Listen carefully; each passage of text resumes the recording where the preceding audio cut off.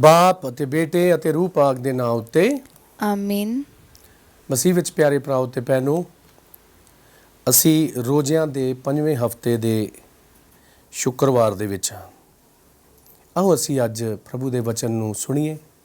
ਅੱਜ ਦਾ ਪਹਿਲਾ ਪਾਠ ਯਿਰਮੀਆ ਨਬੀ ਦੀ ਪੁਸਤਕ 20 ਅਧਿਆਏ 10 ਤੋਂ ਲੈ ਕੇ 13 ਐਤ ਤੱਕ। ਅੱਜ ਦੀ ਅੰਜੀਲ ਯਹੂਨਾ ਦੀ 10 ਅਧਿਆਏ 31 ਤੋਂ ਲੈ ਕੇ 42 ਐਤ ਤੱਕ। ਆਓ ਅਸੀਂ ਅੱਜ ਇਹਨਾਂ ਪਾਠਾਂ ਨੂੰ ਪੂਰੇ ਅਦਬ ਦੇ ਨਾਲ ਸੁਣੀਏ, ਮਨਨ ਕਰੀਏ ਅਤੇ ਪ੍ਰਭੂ ਦੀਆਂ ਬਰਕਤਾਂ ਹਾਸਲ ਕਰੀਏ।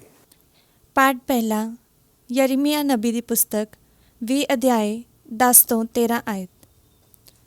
ਮੈਂ ਆਪਣੇ ਚਾਰੇ ਪਾਸੇ ਇਸ ਤਰ੍ਹਾਂ ਦੀਆਂ ਆਵਾਜ਼ਾਂ ਸੁਣਦਾ ਹਾਂ, ਹਰ ਥਾਂ ਪੈ ਹੈ, ਆਓ ਅਸੀਂ ਇਸ ਉੱਤੇ ਦੋਸ਼ ਲਾਈਏ। ਮੇਰੇ ਮਿੱਤਰ ਵੀ ਮੈਨੂੰ ਡਿੱਗਿਆ ਵੇਖਣ ਦੇ ਚਾਹਵਾਨ ਰਹਿੰਦੇ ਹਨ। ਉਹ ਕਹਿੰਦੇ ਹਨ, ਸ਼ਾਇਦ ਉਹ ਇਸੇ ਤਰ੍ਹਾਂ ਧੋਖਾ ਖਾ ਜਾਵੇ ਅਤੇ ਉਸ ਨੂੰ ਫੜ ਕੇ ਉਸ ਤੋਂ ਬਦਲਾ ਲੈ ਸਕੀਏ। ਪਰ ਪ੍ਰਭੂ, ਤੂੰ ਮੇਰੇ ਨਾਲ ਰਹਿੰਦਾ ਹੈ, ਤੂੰ ਸ਼ਕਤੀਸ਼ਾਲੀ ਅਤੇ ਬਲੀ ਹੈ, ਇਸ ਲਈ ਮੈਨੂੰ ਦੁੱਖ ਦੇਣ ਵਾਲੇ ਡਿੱਗ ਪੈਣਗੇ। ਉਹ ਹਮੇਸ਼ਾ ਦੇ ਲਈ ਸ਼ਰਮਿੰਦੇ ਹੋ ਜਾਣਗੇ, ਕਿਉਂਕਿ ਉਹ ਸਫਲ ਨਹੀਂ ਹੋਣਗੇ। ਉਹਨਾਂ ਦਾ ਅਪਮਾਨ ਹਮੇਸ਼ਾ ਯਾਦ ਰਹੇਗਾ। ਪ੍ਰਭੂ, ਤੂੰ ਮਨੁੱਖਾਂ ਨੂੰ ਸੱਚਾਈ ਨਾਲ ਪਰਖਦਾ ਹੈ, ਕਿਉਂਕਿ ਤੂੰ ਉਹਨਾਂ ਦੇ ਦਿਲਾਂ ਅਤੇ ਮਨਾਂ ਨੂੰ ਜਾਣਦਾ ਹੈ। ਇਸ ਲਈ ਤੂੰ ਮੈਨੂੰ ਆਪਣੇ ਵੈਰੀਆਂ ਤੋਂ ਬਦਲਾ ਲੈਂਦੇ ਵੇਖਣ ਦੇ, ਕਿਉਂਕਿ ਮੈਂ ਆਪਣਾ ਮਾਮਲਾ ਤੇਰੇ ਹੱਥੀਂ ਸੌਂਪ ਦਿੱਤਾ ਹੈ। ਪ੍ਰਭੂ ਦੇ ਗੁਣ ਗਾਓ, ਉਸ ਦੀ ਮਹਿਮਾ ਕਰੋ। ਉਹ ਦੱਬਿਆਂ ਹੋਇਆਂ ਨੂੰ ਦੁਸ਼ਟ ਦੇ ਅਤਿਆਚਾਰ ਤੋਂ ਬਚਾਉਂਦਾ ਹੈ। ਇਹ ਪ੍ਰਭੂ ਦੀ ਪਾਕ ਬਾਣੀ ਹੈ। ਖੁਦਾ ਦਾ ਸ਼ੁਕਰ ਹੋਵੇ। ਪ੍ਰਭੂ ਤੁਹਾਡੇ ਨਾਲ ਹੋਵੇ ਅਤੇ ਤੁਹਾਡੀ ਰੂਹ ਨਾਲ ਵੀ ਹੋਵੇ। ਪਾਠ ਪਵਿੱਤਰ ਅੰਜੀਲ ਯਹੂਨਾ ਦੇ ਅਨੁਸਾਰ। ਤੇਰੀ ਵਡਿਆਈ ਹੋਵੇ ਐ ਪ੍ਰਭੂ। ਯਹੂਦੀਆਂ ਨੇ ਫਿਰ ਉਸ ਨੂੰ ਪਥਰਾਓ ਕਰਨ ਲਈ ਪੱਥਰ ਚੁੱਕੇ।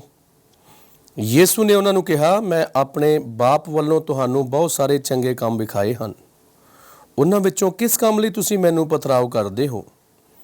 ਯਹੂਦੀਆਂ ਨੇ ਉਸ ਨੂੰ ਉੱਤਰ ਦਿੱਤਾ, ਅਸੀਂ ਤੁਹਾਨੂੰ ਕਿਸੇ ਚੰਗੇ ਕੰਮ ਲਈ ਨਹੀਂ, ਸਗੋਂ ਕੁਫਰ ਦੇ ਲਈ ਪਥਰਾਓ ਕਰਦੇ ਹਾਂ, ਕਿਉਂਕਿ ਤੁਸੀਂ ਮਨੁੱਖ ਹੋ ਕੇ ਆਪਣੇ ਆਪ ਨੂੰ ਖੁਦਾ ਬਣਾਉਂਦੇ ਹੋ। ਯੀਸ਼ੂ ਨੇ ਉਹਨਾਂ ਨੂੰ ਉੱਤਰ ਦਿੱਤਾ ਕਿ ਤੁਹਾਡੇ ਧਰਮ ਵਿਧਾਨ ਵਿੱਚ ਇਹ ਨਹੀਂ ਲਿਖਿਆ ਹੋਇਆ, ਮੈਂ ਆਖਿਆ ਤੁਸੀਂ ਖੁਦਾ ਹੋ। ਜਿਨ੍ਹਾਂ ਨੂੰ ਖੁਦਾ ਦਾ ਵਚਨ ਦਿੱਤਾ ਗਿਆ ਸੀ, ਜੇਕਰ ਉਹਨਾਂ ਨੂੰ ਉਸ ਨੇ ਖੁਦਾ ਕਿਹਾ ਹੈ, ਤਾਂ ਜਿਸ ਨੂੰ ਬਾਪ ਨੇ ਮਖਸੂਸ ਕੀਤਾ ਹੈ ਅਤੇ ਸੰਸਾਰ ਵਿੱਚ ਘੱਲਿਆ ਹੈ, ਉਸ ਦੇ ਬਾਰੇ ਤੁਸੀਂ ਕਿਵੇਂ ਕਹਿੰਦੇ ਹੋ ਕਿ ਤੂੰ ਕੁਫਰ ਬੋਲਦਾ ਹੈ, ਕਿਉਂਕਿ ਮੈਂ ਆਖਿਆ ਮੈਂ ਖੁਦਾ ਦਾ ਪੁੱਤਰ ਹਾਂ। ਜੇਕਰ ਮੈਂ ਆਪਣੇ ਬਾਪ ਦੇ ਕੰਮ ਨਹੀਂ ਕਰਦਾ ਤਾਂ ਮੇਰਾ ਵਿਸ਼ਵਾਸ ਨਾ ਕਰੋ, ਪਰ ਜੇਕਰ ਮੈਂ ਉਹ ਕੰਮ ਕਰਦਾ ਹਾਂ ਤਾਂ ਬੇਸ਼ੱਕ ਤੁਸੀਂ ਮੇਰੇ ਤੇ ਵਿਸ਼ਵਾਸ ਨਾ ਕਰੋ, ਪਰ ਉਹਨਾਂ ਕੰਮਾਂ ਤੇ ਹੀ ਵਿਸ਼ਵਾਸ ਕਰੋ, ਤਾਂ ਜੋ ਤੁਸੀਂ ਜਾਣ ਜਾਓ ਅਤੇ ਸਮਝ ਲਓ ਕਿ ਬਾਪ ਮੇਰੇ ਵਿੱਚ ਹੈ ਅਤੇ ਮੈਂ ਬਾਪ ਵਿੱਚ ਹਾਂ। ਉਹਨਾਂ ਨੇ ਫਿਰ ਉਸ ਨੂੰ ਗ੍ਰਿਫਤਾਰ ਕਰਨ ਦੀ ਕੋਸ਼ਿਸ਼ ਕੀਤੀ, ਪਰ ਉਹ ਉਹਨਾਂ ਦੇ ਹੱਥਾਂ ਵਿੱਚੋਂ ਬਚ ਨਿਕਲਿਆ। ਉਹ ਫਿਰ ਯਰਦਨੋਂ ਪਾਰ ਉਸ ਥਾਂ ਤੇ ਚਲਾ ਗਿਆ ਜਿੱਥੇ ਪਹਿਲੇ ਯਹੋਨਾ ਬਪਤਿਸਮਾ ਦਿੰਦਾ ਹੁੰਦਾ ਸੀ, ਅਤੇ ਉੱਥੇ ਉਹ ਠਹਿਰਿਆ ਰਿਹਾ। ਬਹੁਤ ਸਾਰੇ ਲੋਕਾਂ ਨੇ ਉਸ ਕੋਲ ਆਏ ਅਤੇ ਉਹਨਾਂ ਨੇ ਕਿਹਾ, ਯਹੋਨਾ ਨੇ ਕੋਈ ਨਿਸ਼ਾਨ ਨਹੀਂ ਵਿਖਾਇਆ, ਪਰ ਜੋ ਕੁਝ ਉਸ ਨੇ ਇਸ ਆਦਮੀ ਦੇ ਬਾਰੇ ਕਿਹਾ ਸੀ ਉਹ ਸਭ ਸਹੀ ਹੈ। ਉੱਥੇ ਬਹੁਤ ਸਾਰਿਆਂ ਨੇ ਉਸ ਉੱਤੇ ਈਮਾਨ ਲਿਆਂਦਾ। ਪ੍ਰਭੂ ਦੀ ਅੰਜੀਲ। ਤੇਰੀ ਮਹਿਮਾ ਹੋਵੇ ਐ ਮਸੀਹਾ। ਮਸੀਹ ਵਿੱਚ ਪਿਆਰੇ ਭਰਾਓ ਤੇ ਭੈਣੋ, ਅੱਜ ਅਸੀਂ ਪਾਕ ਕਲਾਮ ਦੇ ਵਿੱਚੋਂ 2 ਪਾਠ ਸੁਣੇ ਹਨ। ਅੱਜ ਦਾ ਪਹਿਲਾ ਪਾਠ ਅਸੀਂ ਯਿਰਮੀਆ ਨਬੀ ਦੀ ਪੁਸਤਕ ਦੇ ਵਿੱਚੋਂ ਸੁਣਿਆ ਹੈ, ਜਿਹੜਾ ਪਾਠ ਯਿਸੂ ਮਸੀਹ ਦੇ ਵੱਲ ਇਸ਼ਾਰਾ ਕਰਦਾ ਹੈ। ਯਿਰਮੀਆ ਨਬੀ ਕਹਿੰਦਾ ਹੈ ਕਿ ਮੈਂ ਆਵਾਜ਼ਾਂ ਸੁਣ ਰਿਹਾ ਹਾਂ, ਤੇ ਬਹੁਤ ਹੀ ਖਤਰਨਾਕ ਆਵਾਜ਼ਾਂ, ਡਰਾਉਣ ਵਾਲੀਆਂ ਆਵਾਜ਼ਾਂ, ਜੋ ਕਹਿ ਰਹੀਆਂ ਹਨ ਕਿ ਇਸ ਉੱਤੇ ਦੋਸ਼ ਲਾਓ, ਇਸ ਨੂੰ ਸਜ਼ਾ ਸੁਣਾਓ। ਤੇ ਕਹਿੰਦਾ ਹੈ ਕਿ ਮੇਰੇ ਦੋਸਤ ਵੀ ਮੇਰੇ ਡਿੱਗਣ ਵਿੱਚ, ਮੇਰੇ ਫਸਣ ਦੇ ਵਿੱਚ ਖੁਸ਼ੀ ਮਨਾ ਰਹੇ। ਤੇ ਪਿਆਰਿਓ, ਅੱਜ ਦੀ ਅੰਜੀਲ ਦੇ ਵਿੱਚ ਅਸੀਂ ਦੇਖਦੇ ਹਾਂ ਕਿ ਪ੍ਰਭੂ ਯਿਸੂ ਮਸੀਹ ਨੇ ਇਸ ਦੁਨੀਆ ਦੇ ਵਿੱਚ ਆ ਕੇ ਖੁਦਾ ਦੇ ਰਾਜ ਦੀ ਸਥਾਪਨਾ ਕਰਨ ਦੇ ਲਈ ਬਹੁਤ ਸਾਰੇ ਚੰਗੇ ਕੰਮ ਕੀਤੇ। ਕਿਹੜੇ ਚੰਗੇ ਕੰਮ ਕੀਤੇ? ਉਸਨੇ ਬਿਮਾਰਾਂ ਨੂੰ ਚੰਗਾ ਕੀਤਾ, ਉਸਨੇ ਅੰਨ੍ਹਿਆਂ ਨੂੰ ਅੱਖੀਆਂ ਦਿੱਤੀਆਂ, ਜਿਹੜੇ ਮਰ ਗਏ ਸੀ ਉਹਨਾਂ ਨੂੰ ਜਿੰਦਾ ਕੀਤਾ, ਅਧਰੰਗੀਆਂ ਨੂੰ, ਖੋੜੀਆਂ ਨੂੰ, ਤਰ੍ਹਾਂ ਤਰ੍ਹਾਂ ਦੀਆਂ ਬਿਮਾਰੀਆਂ ਨਾਲ ਪੀੜਿਤ ਲੋਕਾਂ ਨੂੰ ਚੰਗਾ ਕੀਤਾ।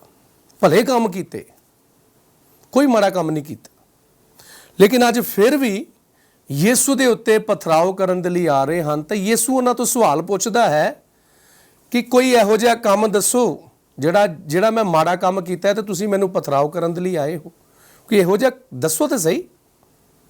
ਉਹ ਯੀਸ਼ੂ ਦੇ ਉੱਤੇ ਦੋਸ਼ ਲਾਉਂਦੇ ਹਨ ਕਿ ਅਸੀਂ ਤੁਹਾਡੇ ਉੱਤੇ ਚੰਗੇ ਕੰਮਾਂ ਦੇ ਲਈ ਪਥਰਾਓ ਕਰਨ ਦੇ ਲਈ ਨਹੀਂ ਆਏ ਹਾਂ, ਪਰ ਤੁਸੀਂ ਆਪਣੇ ਆਪ ਨੂੰ ਖੁਦਾ ਦੇ ਬਰਾਬਰ ਆਪਣੇ ਆਪ ਨੂੰ ਖੁਦਾ ਆਖਦੇ ਹੋ। ਪ੍ਰਭੂ ਯੀਸ਼ੂ ਮਸੀਹ ਉਹਨਾਂ ਨੂੰ ਦੱਸਦੇ ਹਨ ਕਿ ਤੁਹਾਡੇ ਆਪਣੇ ਕਲਾਮ ਦੇ ਵਿੱਚ, ਨਬੀਆਂ ਦੀਆਂ ਪੁਸਤਕਾਂ ਦੇ ਵਿੱਚ ਲਿਖਿਆ ਹੈ ਕਿ ਤੁਸੀਂ ਖੁਦਾ ਹੋ।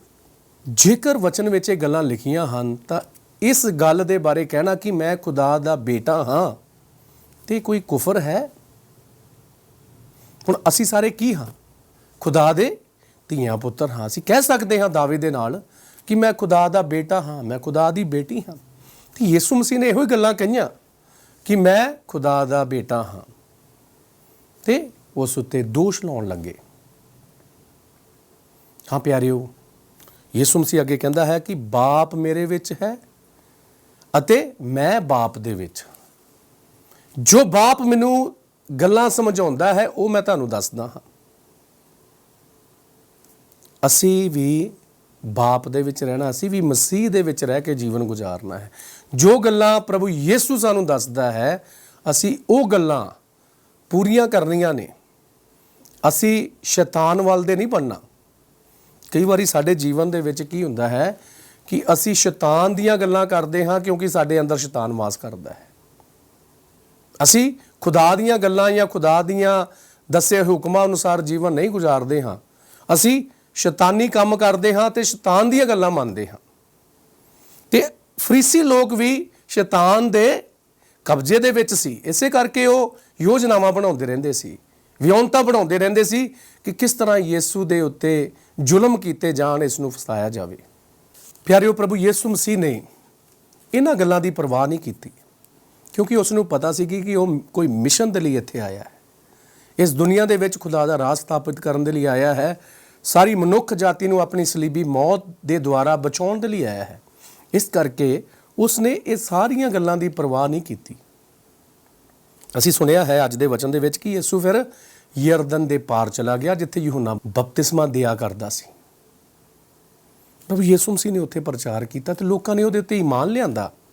ਉਹ ਕਹਿੰਦੇ ਕਿ ਜੋ ਗੱਲਾਂ ਯੂਹੰਨਾ ਨੇ ਇਸ ਦੇ ਬਾਰੇ ਕਹੀਆਂ ਸੀ ਉਹ ਸਾਰੀਆਂ ਸੱਚੀਆਂ ਨੇ ਤੇ ਪ੍ਰਭੂ ਨੇ ਉਹਨਾਂ ਸਾਰਿਆਂ ਨੂੰ ਬਰਕਤ ਦਿੱਤੀ ਜੋ ਵੀ ਉਹਦੇ ਕੋਲ ਆਏ।